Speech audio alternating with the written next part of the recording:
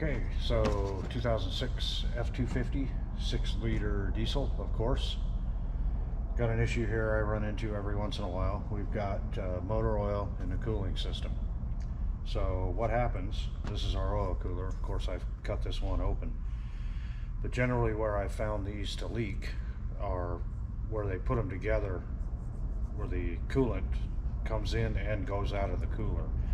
It gets pretty thin right there, and if you neglect your cooling system, likely you're going to get some corrosion in there, and it's going to kind of eat away at the aluminum. These are made out of aluminum, and you'll get a little leak there. And oil pressure, you have oil going through here.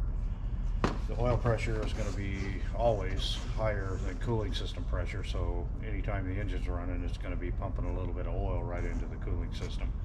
So you get oil throughout the cooling system. You got it in the radiator, got it in the block, it's in the degas bottle. Generally it ruins the hoses if you don't catch it right away. Sometimes you can flush it out and save the hoses, but this one here, all the rubber is soft.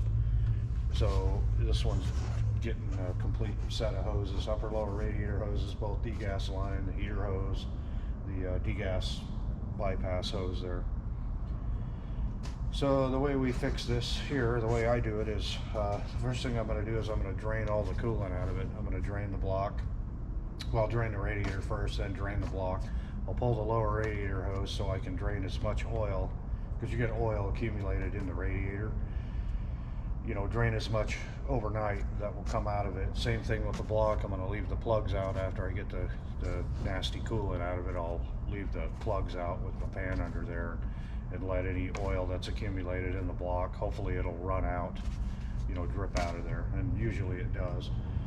And then put everything back together, put a new oil cooler in it, replace all the hoses, and then I have, you could use different things to clean the cooling system out. I use some ZEP parts washer that I mix up, and these hold about 6 gallons or so of fluid in the cooling system. So I'll mix up 5 gallons, and I usually use about a cup of the ZEP parts aqueous parts washer cleaner, and it does a really good job on these. But you can use Cascade dishwashing detergent, works really good. Dawn dishwashing detergent doesn't work well at all. So, but anyway, you can use a cleaner.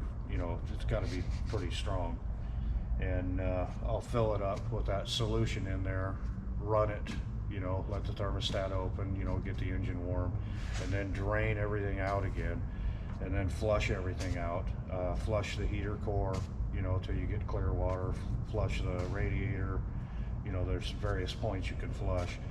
Pull your block plugs, flush the block out, and get as much of the oil out of the cooling system as you can. I'm sure you can't get 100% of it out of there, but you're going to get 99% of it out of there, and then you can fill it back up with your 50-50 mix of coolant, and she's fixed. So anyway, I'll show you what this looks like if you haven't seen it before.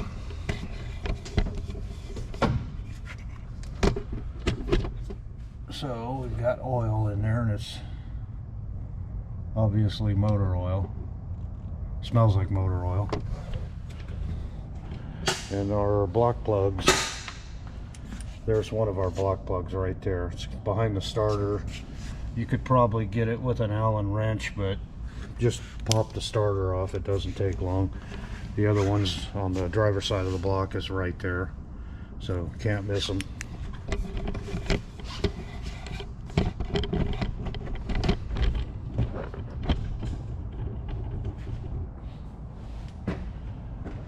So that's this little project. Like I said, I see it every once in a while. So usually you can attribute it to a neglected cooling system, because aluminum, you're going to get corrosion in there, and they don't all fail. So there's a reason that they're failing. So maybe the cooler was made on a bad day and they're not put together as well, or something stupid like that. But who knows? But anyway, we're going to fix this and get it back out the door.